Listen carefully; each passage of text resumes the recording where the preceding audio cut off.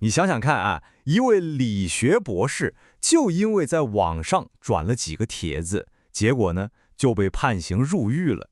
这事听起来是不是有点不可思议？今天咱们就来好好聊聊这个充满矛盾的案子，看看这里面到底有多少弯弯绕绕。好，我们先来看看官方是怎么说的。昆明市中级人民法院的判决书里有这么一句话：公共网络空间并非法外之地。这句话听上去非常明确，对吧？它给整个事件定下了一个权威的调子。但是，故事马上就来了个180度的大转弯。咱们再听听案件的另一方，也就是当事人陈京元，他是怎么说的。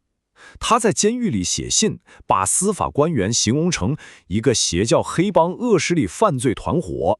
哇，这个用词可就非常非常激烈了，这跟我们刚才听到的完全就是两个世界的共识，对不对？所以你看，问题就来了，一边是法律的庄严裁决，另一边呢是当事人撕心裂肺的控诉。同一个案子，怎么会冒出来两种完全对立的说法？这到底是怎么回事？行，今天咱们就来一层一层的把它扒开看看。好，我们先从最基本的事实看起。第一部分，咱们就来看看这位学者到底犯了什么罪。这里说的可都是根据官方文件白纸黑字写着的东西。这位就是陈京元。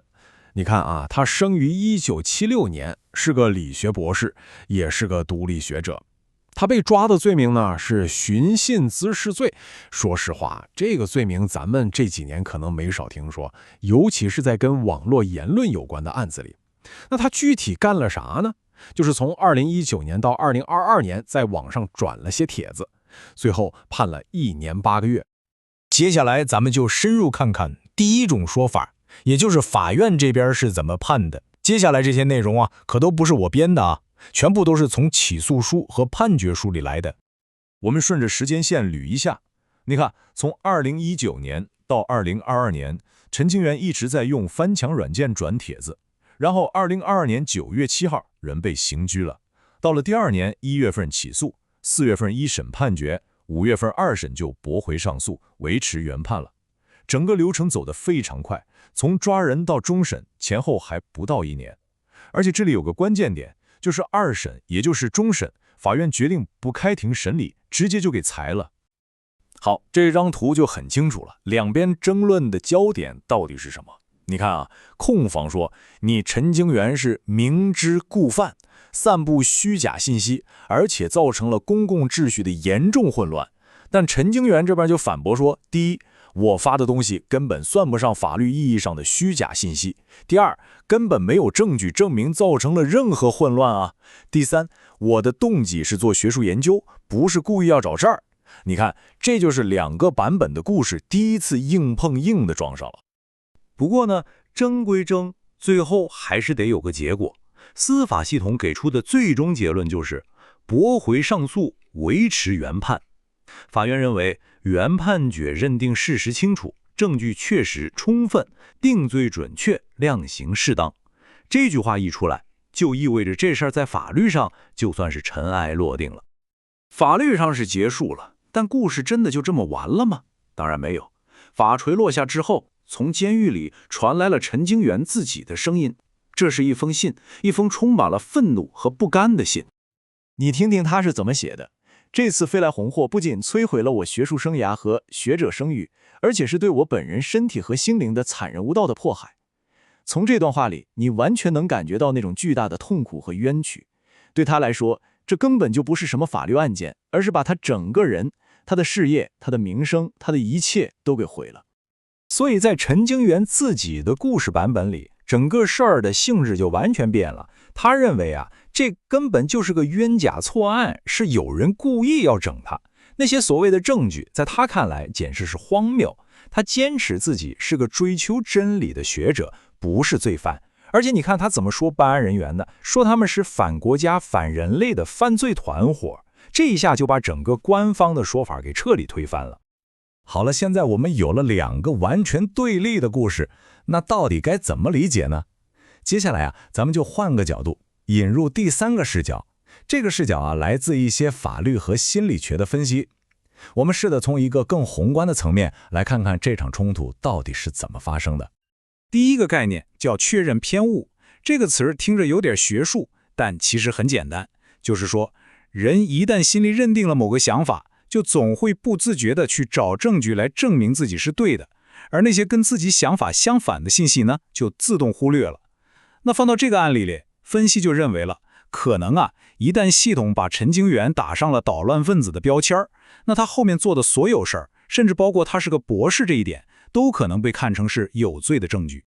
第二个理论叫系统正当化理论，这有什么意思呢？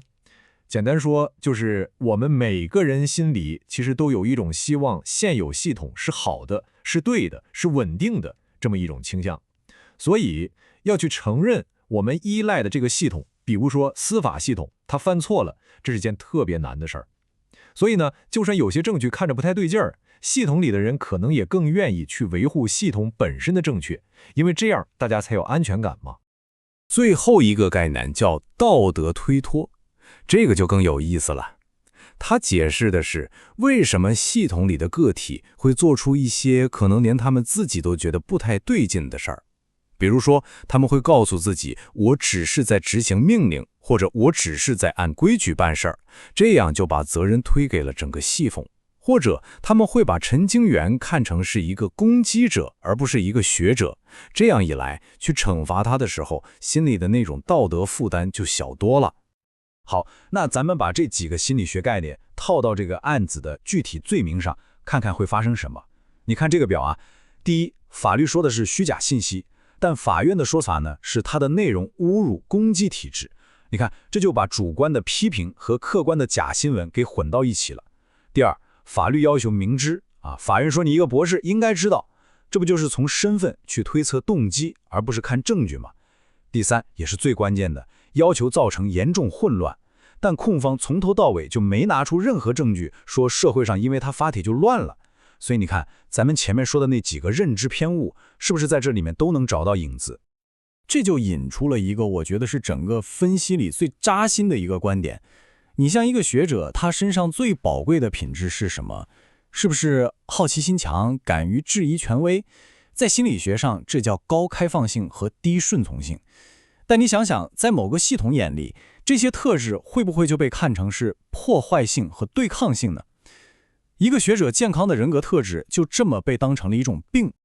所以绕了一大圈儿，我们现在再回过头来看，围绕着陈经元这个案子，其实最后形成了3个完全不同的故事版本。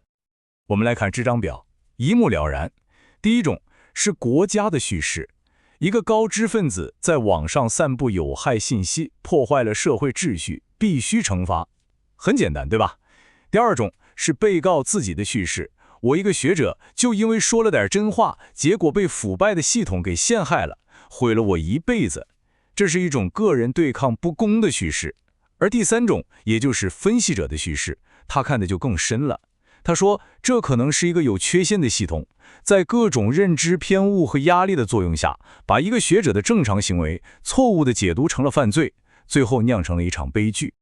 所以这个案子到最后给我们留下了一个特别值得思考的问题：当一个强调稳定和秩序的法律系统碰上了一个追求真理、喜欢较真的独立大脑，这个时候所谓的正义到底应该是什么样的？而这个正义的定义又到底该由谁来书写呢？这个问题可能没有标准答案，但真的值得我们每个人好好想一想。